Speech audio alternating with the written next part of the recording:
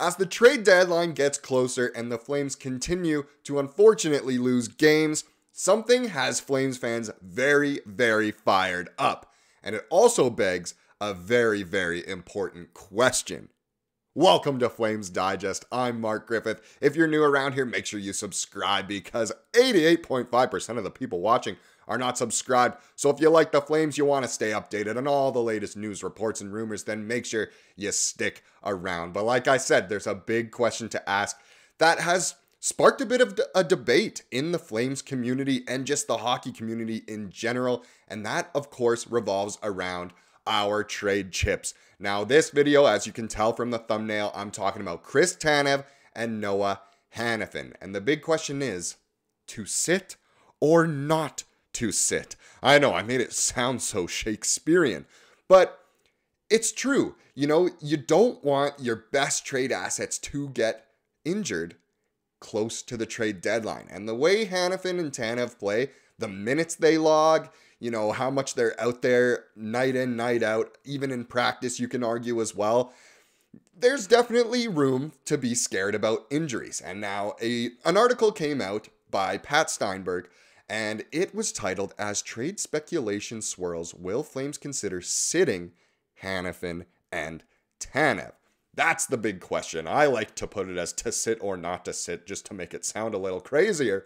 But it is true. And it's a big, big question to ask. So let's look into this article a bit. So to sit or not to sit, it's a risky proposition. Tanev's brand of hockey puts him in harm's way on a regular basis, and we've seen multiple close calls since the All-Star pause. Even Hanifin, as durable as they come, had a close call during practice earlier this week. No doubt Conroy and his management team are watching each game with elevated heart rates these days. Extremely true. Tanev even has exited the ice on multiple occasions and always come back on, which is thank goodness. And, you know, they're trying to showcase their value. They want to go to a good contender that wants them. And obviously, the Flames want as much back for them as possible. But let's continue the article here. And General Manager Craig Conroy simply won't let either player walk away for nothing, of course. It's why everyone in Calgary is on high alert for news of another significant trade, and or eager to find out if Tanev or Hanifin will be held out of action for asset protection reasons. There it is. That's the big, big debate. There's the dilemma, it's so called. And there's pros and cons to each side, right? Of either sitting them or to not sit them. Sitting them, we've seen it last season. It happened with Jakob Chychrun and the Arizona Coyotes. He was a trade chip all season. Even before that, you know, it was the big Jakob Chychrun sweepstakes. Who was going to get the great defenseman that really needed to get out of Arizona? And leading up to last year's trade deadline, Arizona sat Chychrun for, I think, about 3 weeks or so. And it not only looked bad on the Coyotes themselves, but it kind of looked bad for hockey. And that's why I say this is bigger than just a Flames debate here. It's also a hockey debate, because hockey fans can debate on if you should rest your players in order to keep them as trade assets to make sure they don't get injured. You know, it's new in the NBA this season that you can only have so many rest games for your star players without facing some punishment. So is the NHL trying to avoid that? Are the Flames trying to avoid that kind of thing? Potentially.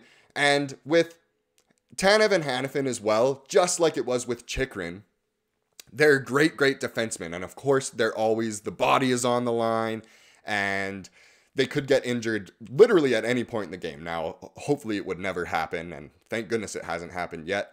But the Flames do need them in order to stay competitive, which I think is a big part of why Conroy, you know, continues to play them. At the same time, you play your players. That's how it is. The players want to play. They don't want to sit out either.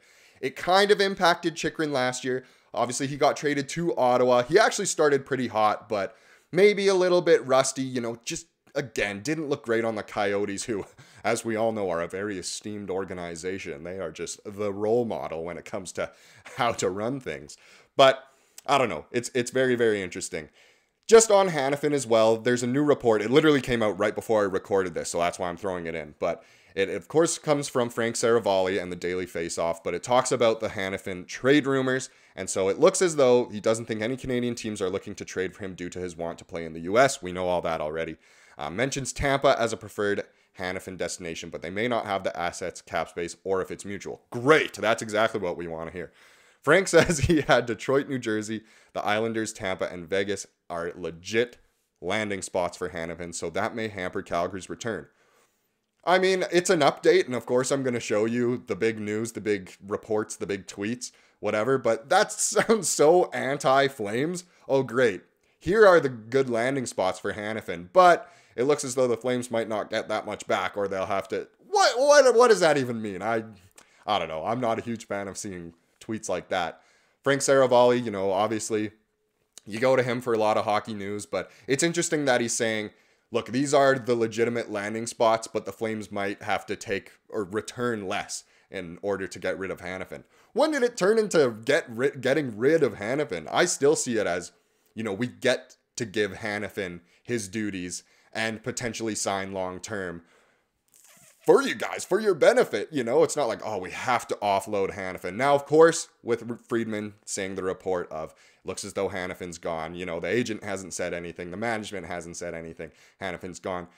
I mean, he's still a big asset and should, you know, draw back a big return. And Hanifin's a great player. It shouldn't be seen as the Flames have to get rid of him kind of thing. Maybe that's also from, you know, take some inspiration from the Jacob Chikrin saga last year of, it was definitely inevitable that he was going to leave Arizona, but I don't know, it was on weird terms. So either way, what do you guys think? Should the Flames sit Tanev and Hanifin, or should they continue to just play their hockey and just play hockey? Personally, for me, I sit more on they should just continue to play. You know, obviously an injury would suck, but you don't want to make a bad look for hockey. You don't want to make a bad look for the Flames. Just let them play. I'm sure they'll be fine kind of thing, but I do see the pros and cons. I would never want either of them to get hurt, and I want them to obviously help the Flames as much as possible in the long run. But please let me know down in the comments, should the Flames start to sit those guys? Because it has had Flames fans fired up all over social media. I've seen it in the forums, you know, Reddit, Twitter, Instagram even. Flames fans, they're commenting, and it really is 50-50 on, you know, are they going to sit them? Should they sit them? Or should they just let them play? And it does have Flames fans fired up. Now let's take a look at today's game. So the Flames continue their homestand. They're very disappointing homestand so far. It's almost put the season on the line at this point. But after 2 straight losses on home ice, the Flames now play another matinee game. This one goes against the Winnipeg Jets. It'll be at 2 p.m. today.